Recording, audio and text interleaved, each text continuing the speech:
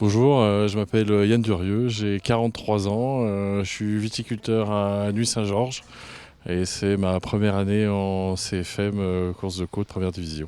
Donc je roule en Alpine A110 moderne 2018, elle est en configuration Cup Plus, donc elle est exactement comme elle est sortie d'usine et pour les circuits, donc avec la boîte longue, on a juste joué un petit peu sur la géométrie.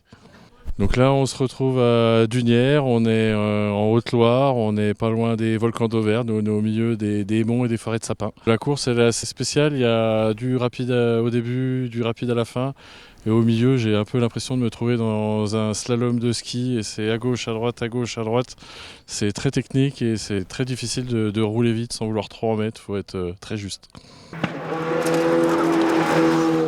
Je pense qu'il y a le premier droit où on peut facilement perdre beaucoup de vitesse, mais je pense qu'aussi on peut en perdre vraiment énormément dans tout le coin qui est un peu slalom.